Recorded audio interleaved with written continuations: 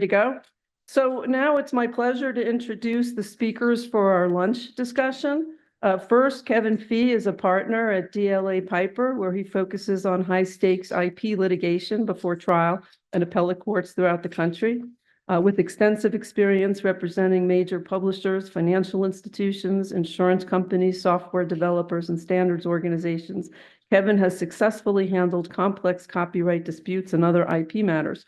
Miriam Vincent is a senior staff attorney of legal affairs and policy at the Office of the Federal Register, with more than 25 years of federal legal experience, including work at the Social Security Administration, and is acting director of the legal division at the OFR.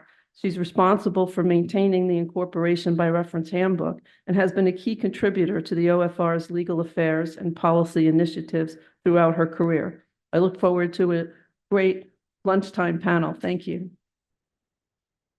Well, thanks, Patty. Patty asked me to first kick off our discussion today with some updates on recent developments in this space. So today I'm going to talk about 3 cases that have come down since the last time I was speaking before this group. The first one is a Fifth Circuit decision for Canadian Standards Association versus PS Knight. Then we'll touch on a public resource versus FCC, which is a case pending at the DC Circuit. And finally, we're going to talk about some conflicting decisions that have come down from district courts involving copyright infringement claims against upcodes. So let's get started with the CSA case. In July of this year, the Fifth Circuit issued its decision in CSA versus PS Knight and Company. For those of you who aren't familiar with the case, the facts are basically this. Canadian Standards Association, as you might imagine, writes standards that are frequently incorporated by reference in Canadian law. Mr. Knight was selling copies of the CSA standards without permission in Canada, and CSA sued him in Canada. CSA eventually prevailed in that litigation. The court made clear in Canada, at least, even after works were incorporated by reference, they retained their copyright protection. As a result, Mr. Knight was enjoined from selling CSA standards in Canada. So he did what any law-respecting individual would do, and he fled Canada, moved to Texas, and started selling standards in Texas instead. As a result, CSA decided to sue Mr. Knight and the entity he formed, PS Knight and Company, in the Western District of Texas. That case proceeded through summary judgment, and CSA ultimately prevailed at summary judgment. The first issue that the court had to deal with was what law applies in this circumstance. Since these works were written in Canada, there's a question of whether or not Canadian law applied both to whether or not the works were protectable under copyright law, and also about whether or not Mr. Knight's conduct was infringement that was impermissible. The court concluded that the issue of copyrightability was governed by Canada. And it concluded that whether or not the conduct by Mr. Knight was a violation of those copyrights was governed by US law. Now, because the court concluded that the Canadian law governed copyrightability and the Canadian appellate courts had already addressed whether or not the CSA standards maintain protection after they were incorporated by reference, there was no real question about whether or not these standards would be protected under copyright law in the United States. So then the court moved on to infringement, and there was really no dispute that Mr. Knight was copying these works without permission. So the only real question then was whether or not his conduct was fair use. Now, what I didn't mention is Mr. Knight, unlike some of the other parties who have sold or commercialized or sold or otherwise made available copies of standards without permission, he was literally selling these standards. He wasn't giving them away from free, which made it different from a lot of the other cases you may be familiar with. And so the court, I think in that circumstance, pretty easily found that there was no fair use because he was selling virtually the same standards without permission and in a commercial manner that was sure to undermine the pricing of Canadian Standards Association. Mr. Knight, still not satisfied with his litigation's results, appealed to the Fifth Circuit, and he succeeded. There was a 2-1 decision that reversed the district court's finding of summary judgment in favor of Canadian Standards Association. Some of the key language is up here on this, if this will work. It may not. But anyway, the majority found that CSA's model codes had become the law in Canada, and thus Knight's copying of that law was impermissible under the Fifth Circuit's prior case in Beck, which many of you may be familiar with. That case basically held that Mr. Beck was entitled to reproduce copies of two building codes that were adopted by small towns in Texas under many different theories, including lack of copyright protection and fair use. Now, there was a dissent, though, and the dissent found that Beck's reasoning was inapplicable because it was premised on the understanding that the law in the United States is not copyrightable. But of course, as I just mentioned, the law in Canada is copyrightable under this circumstance. So because there was no lack of copyrightability, according to the dissent's view, it moved on to the question of whether or not this constituted fair use under US law. And it concluded that this would not be fair use, just like the district court did. It found that Knight's copying of the codes was not transformative. They were simply copies of CSA's codes, and there is plenty of evidence suggesting that Mr. Knight making the standards available for a cheaper price than CSA would adversely impact the marketplace and therefore would not be fair use. Now, just 2 days ago, CSA filed a petition for a writ of certiorari at the United States Supreme Court in this case.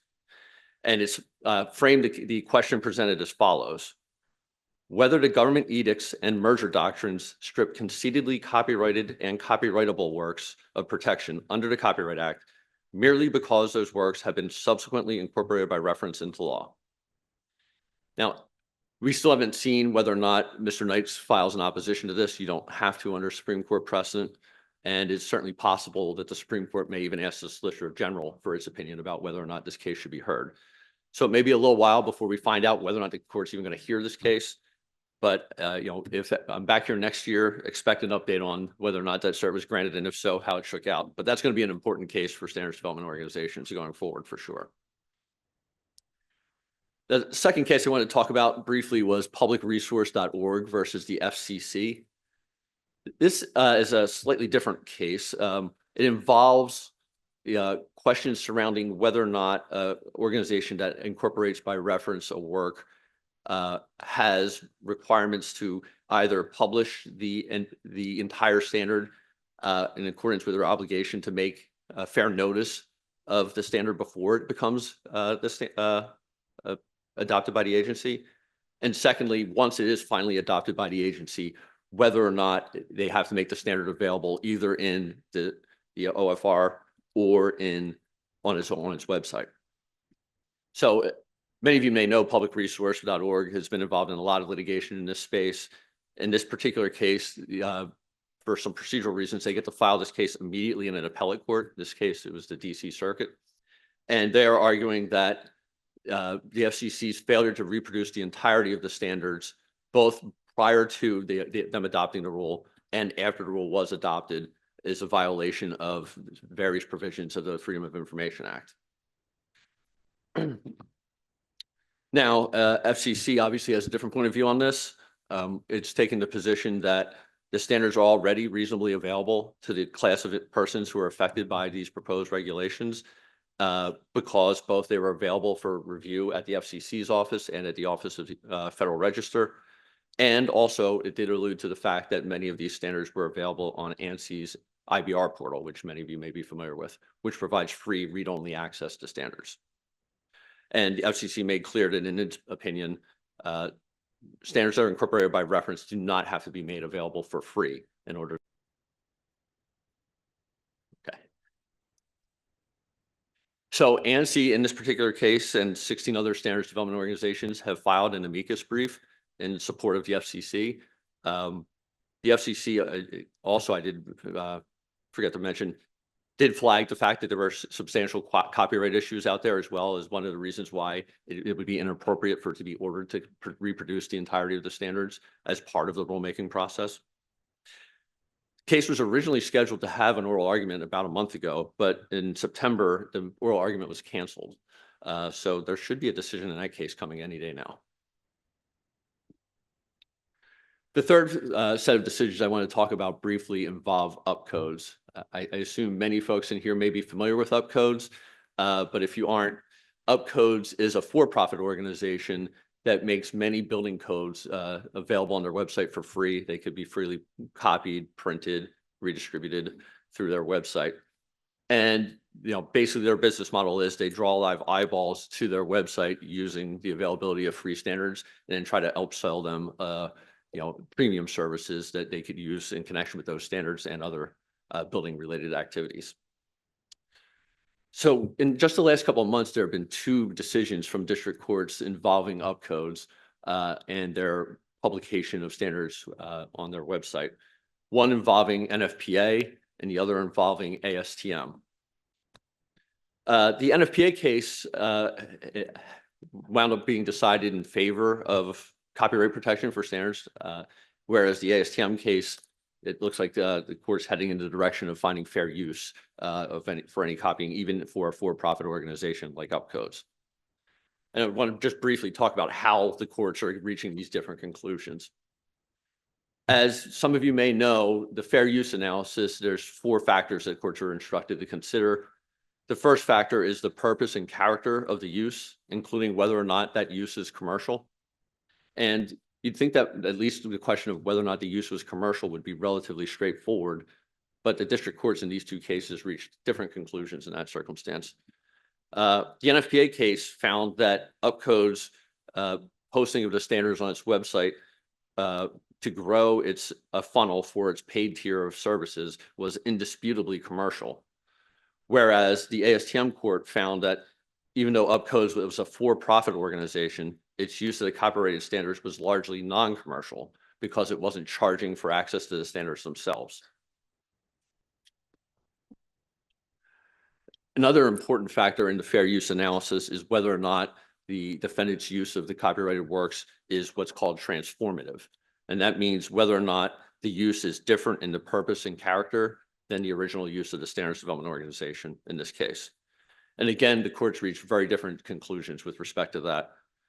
The NFPA court found that Upcode's use of the NFPA standards was for the exact same purpose as NFPA's use, and that Upcode's use shares the same overriding purpose as NFPA's, which namely was to provide access to the text of NFPA's standards to the AEC community. On the other hand, the ASTM court found that Upcode's use was transformative because it had a further purpose from the ASTM standards or the ASTM's purpose. It found that Upcodes achieves a distinct objective of making the law freely available and educating the public on the contents of binding laws. And unlike ASTM, Upcodes seeks neither to publish industry best practices nor to positively impact public health and safety by developing high quality technical standards. So you see the trick on this particular factor, I think really boils down to how do you interpret the purpose or purposes of the standards development organizations when they make these standards available. If you're very literal about things, they're making the standards available to the AEC community in this case, because it's building codes. But if you want to get more granular, sometimes you might consider ASTM's purpose to be something like we want to impact positive outcomes for public health and public safety. The last factor that really the courts diverged on and it led to a different result was factor 4 of the fair use analysis. And that is the effect of the use on the marketplace for the standards. Now, in the NFPA case and the ASTM case, actually, both courts seem to recognize the common sense proposition that if Upcodes is going to give away copies of standards for free, that's going to adversely impact the efforts to sell those standards by the standards development organizations. But what they did with that recognition varied by court. Now, the NFPA court said, recognizing that there will be a diminution in revenue to NFPA, that the resulting revenue decrease would potentially imperil NFPA's self-funded voluntary consensus development model. Whereas ASTM court reached a very different conclusion. It basically concluded that even though ASTM might lose some revenues as a result of Upcode's conduct, there is reason to believe that ASTM will still be incentivized to create its standards. And as a result, it concluded that the impact on the marketplace was a neutral factor for the fair use analysis, whereas the NFPA court found that the factor favored NFPA. Now, this isn't the final word from either of these courts. The NFPA case This decision came out on summary judgment. The court is going to schedule a trial for that case to take place in March of 2025. So there should be another update on this coming next year as well. The ASTM case was in the context of a motion for a preliminary injunction. So the district court denied the motion for a preliminary injunction, and that case decision is on appeal to the Third Circuit Court of Appeals right now. And that it's also going to go forward at the district court since that case has not gone to a trial as well. It's just been at the preliminary injunction stage. So that brings us up to speed on sort of the most recent developments in the case law on incorporation by reference and the intersection of that and copyright. And now I'll turn it over to Miriam. Okay, let's see if we can. Good luck. Oh, look, now it's working. I spoke too soon. Nope. All right, well, that's why we have our own. My slide would say incorporation by reference. So you can picture that behind me. Yeah, maybe, Not quite. maybe? Nope, okay. So,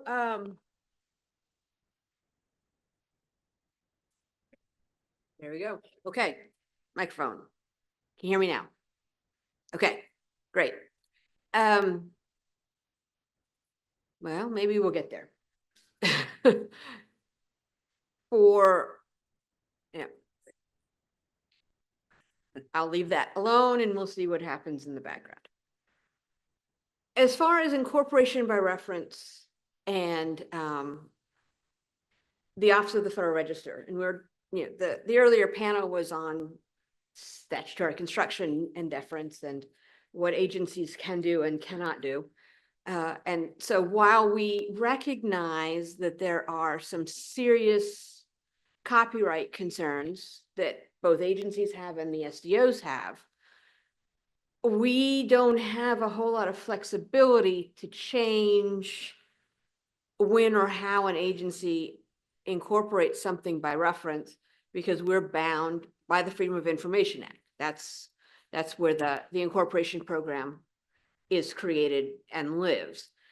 So because of that, and because of these cases, we've been talking with ANSI, with agencies, with some other standards or development organizations to try and come up with alternatives or different options that would minimize or eliminate the copyright concerns. So I will get to that at the very end. I'm going to do a very, very fast refresher on what we require, what the Office of the Federal Register requires, and why we require it.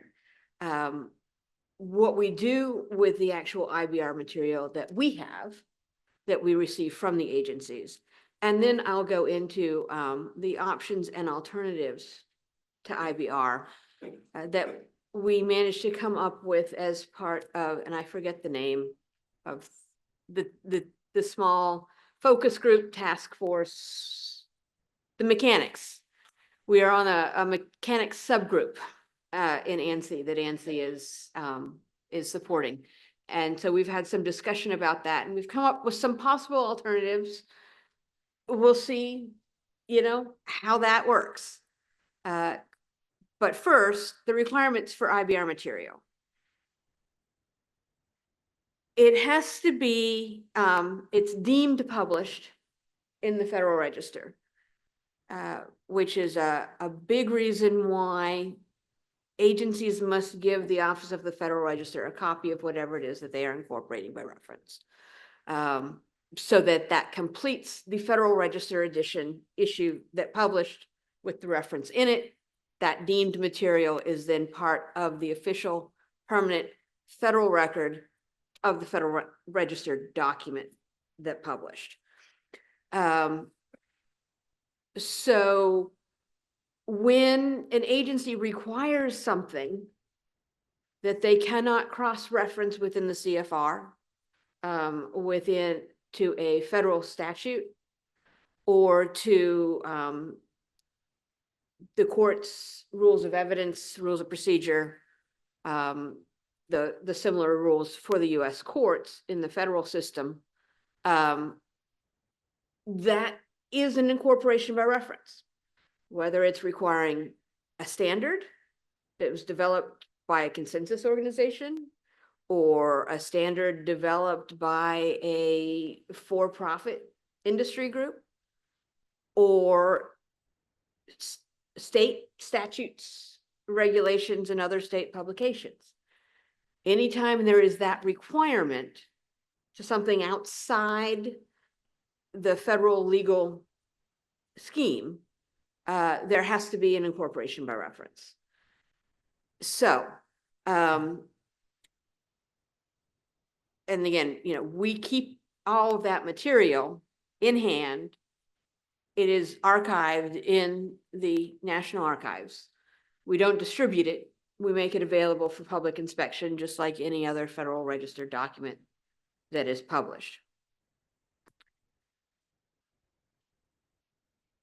Because of ASTM2 that came out last year and some of these other decisions, there is now the potential that any piece of a standard that is incorporated by reference can lose its copyright, or not lose its copyright, but automatically is fair game for fair use for practically anybody, including apparently for-profit organizations. We'll see what happens with that, but that's the concern, that if an agency incorporates something by reference, the SDO is going to lose out.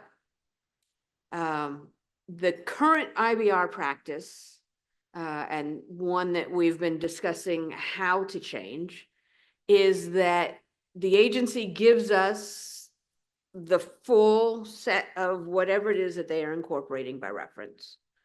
It does not have to be a full standard, but it has to be a piece of a standard that is has a complete citation to it. So an agency can't incorporate by reference the third sentence of some paragraph. They can't incorporate everything except for that third sentence. But if they have a section or a part or a chapter, or a subsection or anything that is identifiable, they can IBR just that one piece. Well, then we were talking about maybe they give us that one piece and we put language into the centralized IBR section that would indicate that one piece is what is on file at the Office of the Federal Register, but only the portions that are specifically referenced and required within those regulations is what is actually incorporated by reference. So then you could say, well, the agency only referenced this one paragraph except for the third sentence. So that means only this one paragraph, is possibly in danger of losing the copyright, as opposed to the standard as a whole. We have not yet come up with, and we haven't really discussed in detail, language that would accomplish that. But that is still something that we are looking at doing once we get past the Electoral College, because that's one of my other duties every 4 years. So I'm just a little bit busy. What we've talked about instead are actual alternatives to IBR itself. Not all of these options are going to work for every agency, because the great "it depends" answer, it really does depend on the agency's authorizing statute and other external factors in terms of whether any of these is actually an option. So the alternatives are great if the agency can use them, but if not, then the agency is back to having to incorporate something by reference, and then we're back in the copyright problem area. So the first option would be if it's a small enough piece of the standard. So if the agency does not need to use the full standard. NFPA 70 is, the last I saw the book, it was about this thick. Most agencies aren't using every single piece that is in that book. They are referencing specific chapters or specific units within that chapter. So if it's small enough, if it's a paragraph, maybe if it's even a page or two, and it's appropriate for inclusion in the Federal Register document. So it doesn't have color in it that is a necessary piece of the standard, or it doesn't have extremely detailed diagrams or charts that are then difficult to reproduce in the Federal Register document for people to actually see and use. If it's basically just text, the agency could work with the SDO to get permission to actually just take that text and put that text in the regulation. Then we don't have IBR at all. That's treated just as other regulation text. The agencies would need to cite back to the standard and the SDO and possibly put some copyright language in there. But then it's that only one small piece that is impacted. It's not the whole standard. And if anybody is reproducing it, all they can reproduce is what is already in the Federal Register and the CFR. Another possible alternative is to come up with a regulatory standard and then say, and we have a list that if you follow any of these standards, you've met our requirements. That list does not necessarily have to go into the CFR, depending, this again depends on the actual language that the agencies use. But you've got the standard as part of the regulation, the agency framework. So not an actual standard. We tend to use standard in multiple different ways, and I'm sorry that I'm now confusing the terms.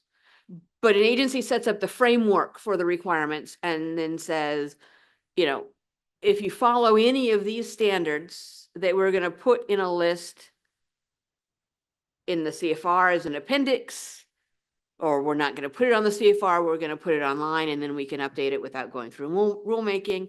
If you use any of these, you've met the framework and you don't have to worry about figuring out how to comply with the regulations. There aren't a lot of necessarily options for agencies to do that, but FDA is one that is able to do that frequently because of how they're set up and their authorizing statutes are written. Something similar to that would be compliance with a nationally recognized standard. Agencies would have to define what nationally recognized would mean. So, come up with specific characteristics that met that definition or that included that definition. And then they could say, and examples of these are ASTM standards. So all you have to do is follow a nationally recognized standard. It doesn't matter what the nationally recognized standard is, as long as the national recognition, the organization that is producing the standard, meets that national recognized test. That's usually like for scientific processes, accounting processes, other large-scale processes that are widely just generally accepted accounting principles, the GAAP, for example.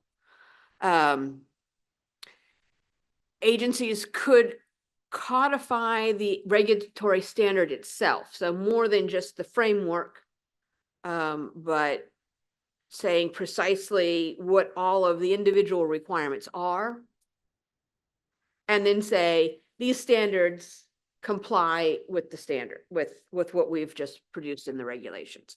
So that's similar to, but not exactly like, a list of recognized and acceptable sources. That again depends on the actual language that agencies are using to reference this outside material. Another option, and Tim Klein will probably hit me over the head for saying this, sorry. It is an option, is provide alternative means of compliance. So agencies set out the requirements, and then they say, if you want to use something different, contact us here, wherever here is, and tell us what it is that you're using, and we'll tell you if it's okay or not. But then that means you have to have the infrastructure set up to take in those requests and to make a decision on whether the requested material is actually an alternative means of compliance or is just not going to work. And I called out Tim because FAA does this in their airworthiness directives.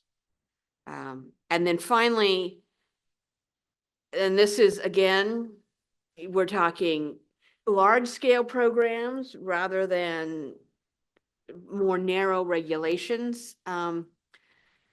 Set up a regulatory process to actually defer to a private entity for compliance.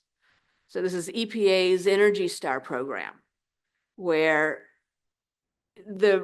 you're not required to actually follow Energy Star regulations, but if you want to be certified as Energy Star compliant, you don't go to EPA. I think it's, is it EPA? I think it's EPA.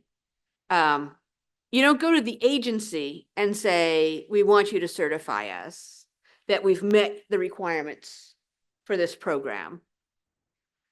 You go to a third-party lab or testing organization that the agency has said, yes, they make the absolute decision because they're the technical experts in this, we're not.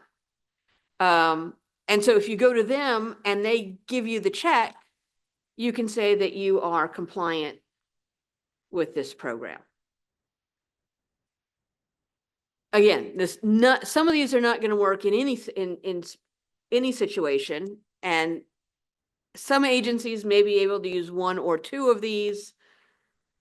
Some agencies may be able to use more of these, depending on the actual authorizing statute and the ultimate goal of the regulations. So if EPA wanted to make, the Energy Star program mandatory, they probably wouldn't be able to do this because of the nature of what they would have to require. I don't know. They haven't tried it as far as I'm aware. So that's speculation. But these are options that are all currently in use that do not result in a required incorporation by reference. If none of these work, again, you're back in the realm of IBR, and then we will work with the individual agency to try and figure out the best course forward, or we will sit down with the agency and the SDOs that are impacted and see if we can figure out a way forward that satisfies or doesn't hurt the SDO, that ensures that EPA or the other agencies get their regulatory program the way they want it, and they don't act in a manner that is contrary to the statutory or the regulatory requirements of IBR. So that's what I have. Great. Well, I know we wanted to, I know we wanted to open it up to questions to the group here, but before we do that, I did just have one question about this for you. Is this written anywhere other than your slide you have here? Okay. Yes, sorry. We do actually have, from the Mechanics Task Force, we have a full Word document that has that information set up as a more robust table structure Okay. with additional examples and what agencies are doing what. And I didn't want to try and reproduce that on the slides or go through it in detail here, but we do have it, and we will figure out a way to make it available to anybody who wants it. We're still tweaking it a little bit. But I'm sure once we get the final version, Patty or somebody else at ANSI will say, here's how we can disseminate it or make it available. So it will be up for grabs. Excellent. Any questions from the group, or should I fire? Oh, did you? Sorry, I thought you had a question. Yeah, she's got. Okay.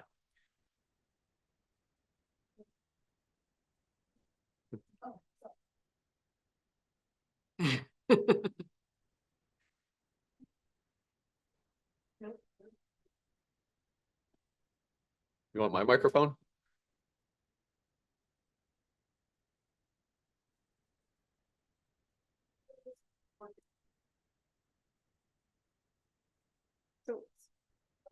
This mic is working. Yeah. So I have a question, Kevin, for you. You mentioned several courts, and there is currently an appeal to the U.S. Supreme Court. Could you talk a little bit about what the arguments are that have been made in that appeal to the U.S. Supreme Court? First part of the question. And then second, if the court were to accept cert, what would that mean for the other pending cases? Would they be stayed? How would they be impacted? I'll answer the second part first, if that's all right. I think how the Supreme Court, if it accepts cert, how that decision might impact future or the pending cases really depends on the case. Maybe it makes sense to talk a little bit about what's teed up for the cert petition. As I mentioned, they've teed up the issues about whether or not the government edicts doctrine, or what's called the merger doctrine, eliminate or greatly reduce the copyright protection for works once they are incorporated by reference. One issue that is not teed up in that cert petition is fair use.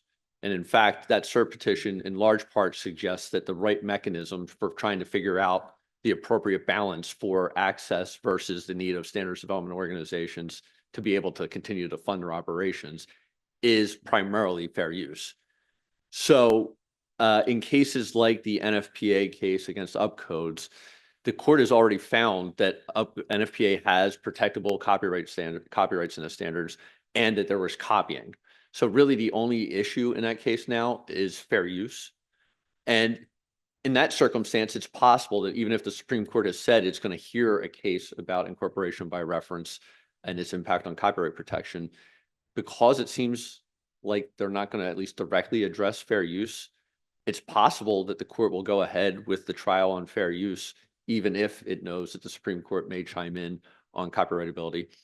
But it may also decide, like, you know what, maybe I'm completely wrong about copyright protection, and I don't have a trial if it turns out I'm going to learn that all copyright protection, magically disappears once incorporated by reference. So, I could see that one going either way. For cases that are in the earlier stages, where there's a fight over merger or the government edicts doctrine still, I think it would be smart in many circumstances to stay those cases while we hear what the Supreme Court has to say. But, again, that's completely up to the discretion of the district judges or the Court of Appeals in the case of the Third Circuit. And as far as the arguments go, I mean, there are a lot of the same arguments that you've seen before in these cases. One of the big fights, I didn't talk today about the merger doctrine, but there's another reason why sometimes works that are written by an independent author cannot have copyright protection. and one of them is called the merger doctrine. And the thought behind the merger doctrine is that copyright protection is intended to protect expression of ideas, but not to give a monopoly on an idea. So like you can't copyright 2 + 2 = 4. And the merger doctrine says in some circumstances, it may be impossible to separate the idea from the way to say it. So there's only one or very few ways to express an idea, like the idea of 2 + 2 = 4. There's not too many ways to say that. You could say 2 and 2 = 4 or something like that. In those circumstances, even if you're the original author of the language, you can't claim copyright protection in the work.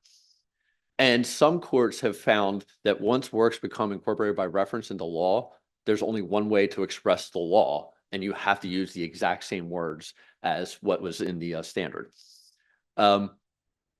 And there is a big dispute amongst the courts of appeals about when you assess whether or not a work can be expressed in only one way. I think everybody here probably understands when you're writing a standard from scratch, there are many words that you could use to express similar ideas that might work. But at the same time, once something comes incorporated into law, there's only really one way that you can express the legal requirement. And courts have a disagreement about whether or not you assess merger at the time that you're writing the work or at the time that somebody's accused of infringement. And in this particular circumstance, that may very well be outcome determinative, because if you assess merger at the time of creation, then there's virtually never a dispute that you could have written it in a bunch of different ways. And in that case, copyright protection should continue even if the work's been incorporated by reference. But on the other hand, if you can assess merger at the time that the work is infringed, then if it's been incorporated into law, there's a decent argument that there's really only one way to express that idea. So one of the issues that is teed up for the Supreme Court is, when do you assess this merger question? Is it at the time of creation or is it at the time of infringement? And the other one that's teed up really is, how does the Government Edicts Doctrine apply in this particular circumstance?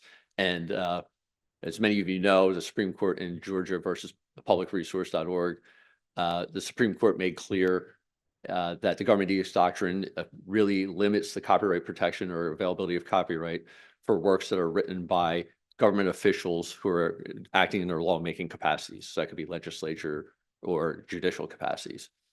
In this particular case, because it involves a Canadian standard, the Canadian courts have made it clear that copyrightability in Canada is permissible even after things are incorporated into law. And assuming that it's true that Canadian law governs whether or not things are copyrightable, whether or not this Government Edicts Doctrine impacts copyrightability is important, as opposed to whether or not it affects infringement. The VEC court in the Fifth Circuit in the CSA case both concluded that the Government Edicts Doctrine is not really about copyrightability. It's about whether or not you're infringing a work. That to me seems inconsistent with the Supreme Court's decision in Georgia versus Public Resource. So if that case is taken up, I hope and assume that the Supreme Court will make clear that the Government Edicts Doctrine, which limits copyright protection for works written by governmental authorities, has to do with whether or not you can ever have copyright protection from the start, and is not a defense to an infringement allegation. That was a long answer. I'm sorry about that. We do have a question online. I don't see any in the room so far, but Noel Green from the EPA has raised her hand. Noel, please go ahead and pose your question. Hi, everyone. Thank you so much for this really informative panel. This is for either one of the panelists. It seems, so this pro incorporated VFCC case, pro seems to be arguing that sort of the IBR process writ large is in violation of APA Section 553, which, as you know, and as you've already stated, requires agencies to publish either the terms, right, of the notice or a discussion of the issues involved. Just wondering if either of you have any concerns that an adverse, right, I guess it's the adverse depending on who you're asking, but a decision sort of in favor of pro incorporated could have sort of broader implications for the IBI process itself, right? They even refer to it as secretive, right, in their briefing. So I'm just wondering if you all have any thoughts on that. Yeah, so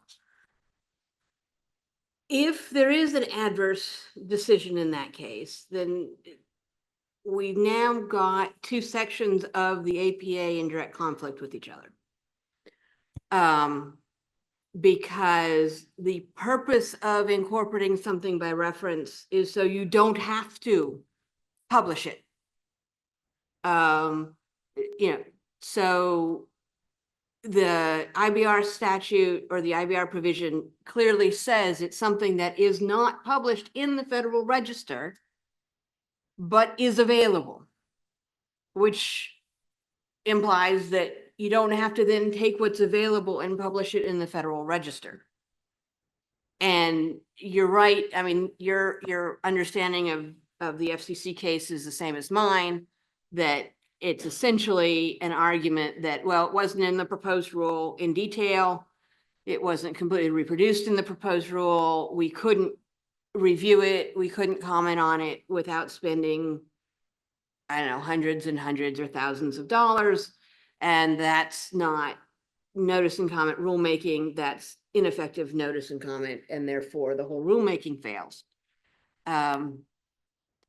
So there would be another impact of that adverse ruling. And that would actually seem to be contrary to what Section 553 actually says, that you do not have to set out in detail your full proposal.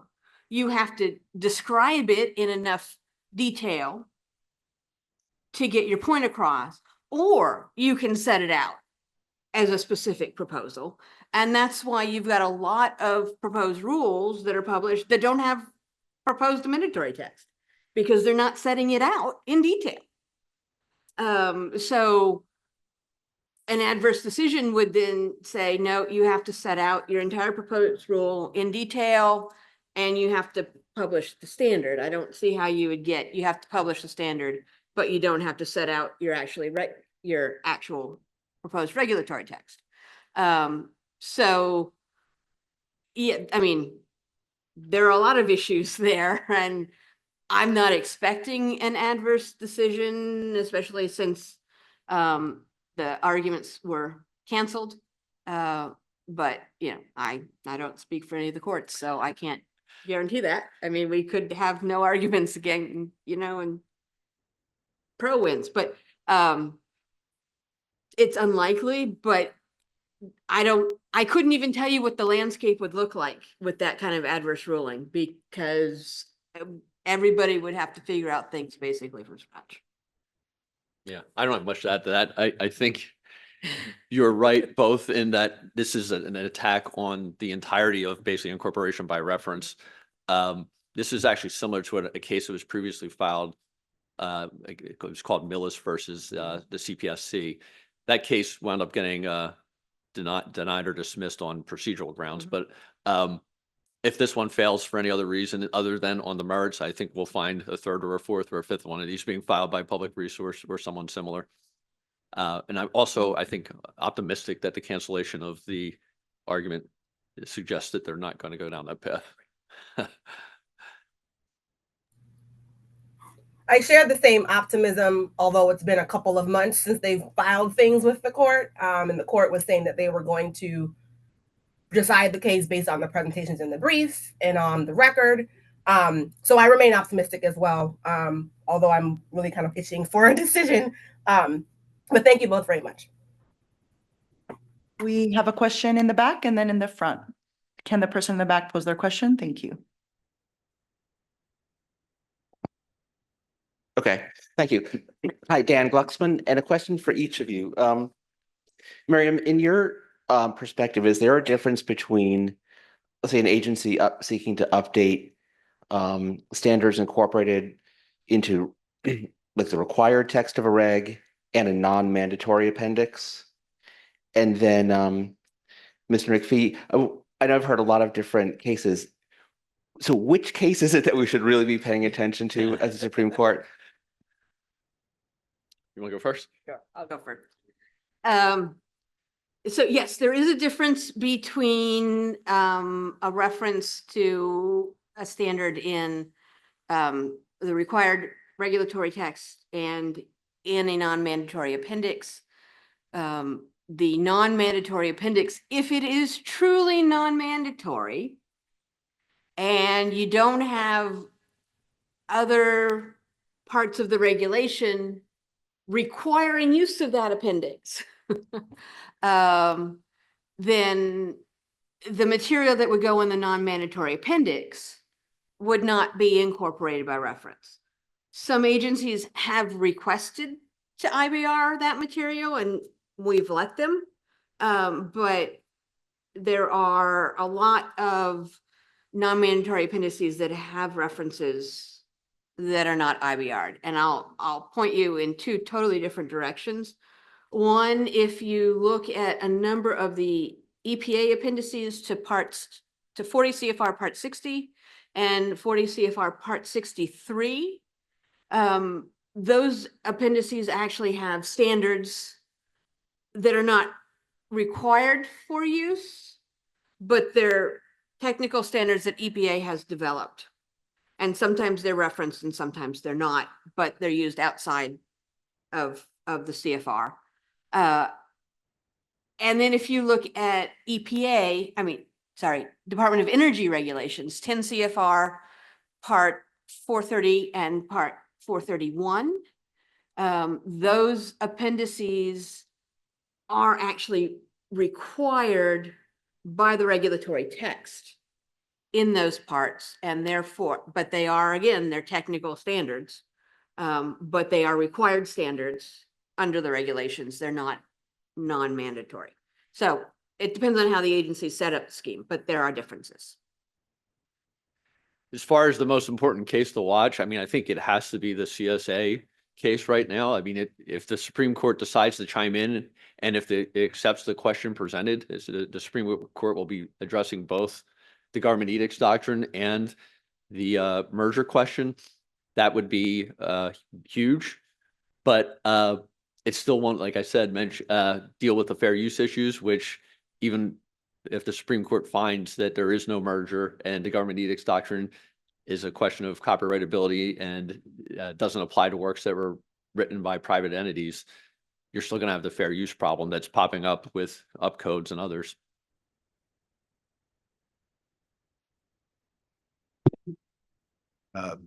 This is Brooke Long from UL Standards and Engagement.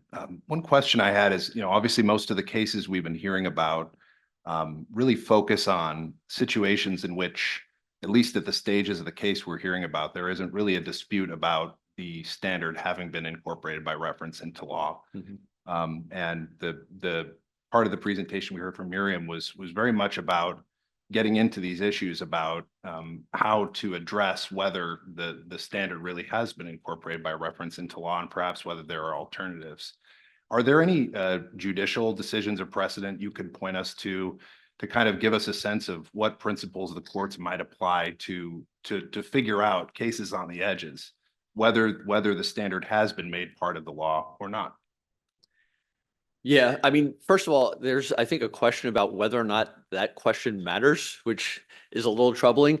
There's some language in a couple of opinions that suggest even works that are, or portions of works that are helpful for one to understand our legal obligation may be copyable under the context or guise of fair use regardless. But the DC Circuit's decision in ASTM versus Public Resource, the first one, which was I think in 2018, does talk about sort of what it described as 3 different types of incorporation by reference. One of which is like it's mandatory. There's no other option. Like you have to comply with this specific standard. And like that's the worst case scenario if you're a standards development organization, because you're most likely to be found to have fair use if there's that circumstance.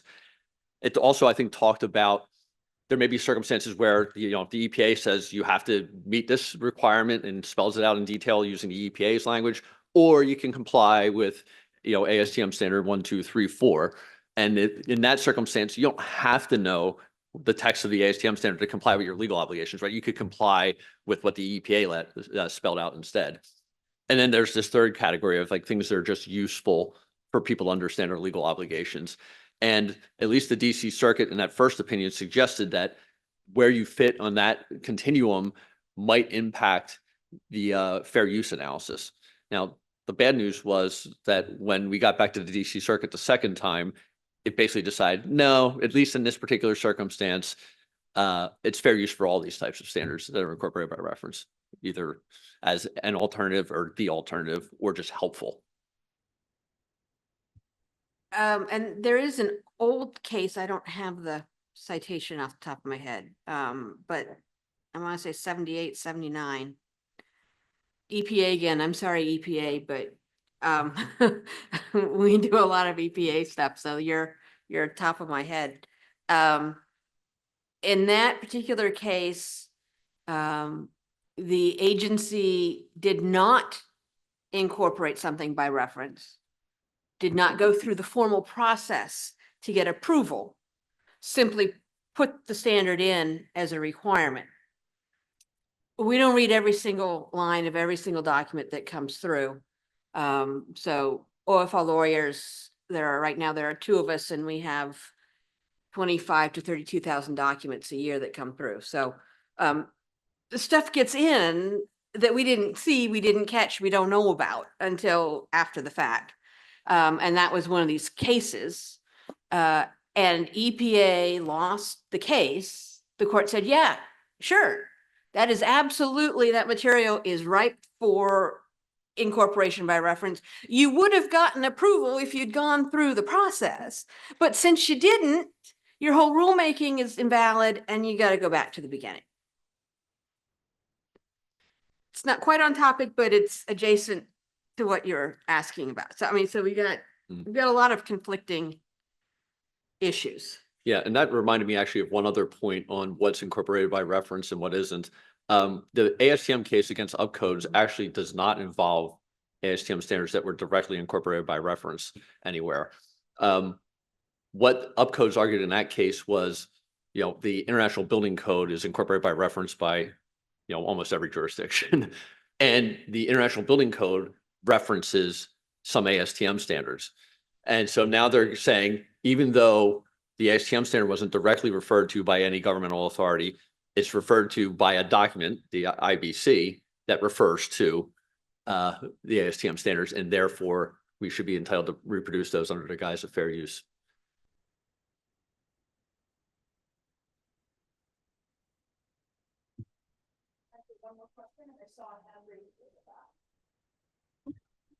Yeah, thank you. So do SDOs have any power at all in this situation? Can we say, no, you can't incorporate our standards by reference?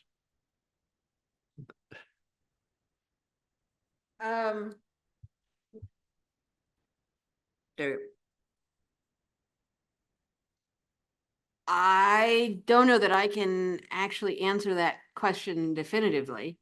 You can, as an SDO, you can certainly make it very difficult for an agency to incorporate something by reference, because the agency has to have a copy of the standard and they have to give us a copy of the standard. So you could say, no, I'm not going to sell you the standard. But even then, there are potential ways around that. If an agency has decided that this is absolutely what I want, what we have to use, there's no requirement that the agency go to the SDO and say, hey, we're going to use your standard.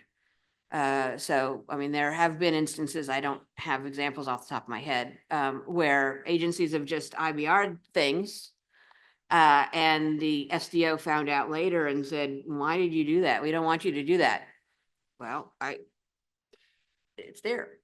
So I don't know.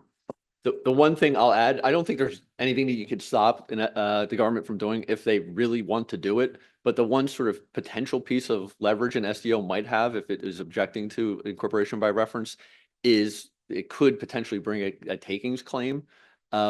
There are, I think, both the Second and Ninth Circuits in the CCC case and in practice management suggested that if it is the case that you had a bona fide, vested copyright interest, and a government authority comes along and does something that results in the loss of your copyright interest, that you may potentially have a takings claim. That still doesn't stop the government from doing it, but you might be entitled to some compensation if you could prevail on such a claim. And so to conclude, as we just got the little sign, you know, that's an excellent reason why the Office of the Federal Register encourages agencies to work with the SDOs. And if there is an issue, we may or may not be able to help, but we are available to be brought into that conversation to discuss various possibilities. Yeah, so we're all trying to work our way through this together, I think, to the best of our ability. And I don't know that any one piece wants to or intends to just take unilateral action that's gonna then have any kind of domino effect. I think we're out of time. Well, thank you so very much, Kevin and Miriam, for such a fascinating discussion.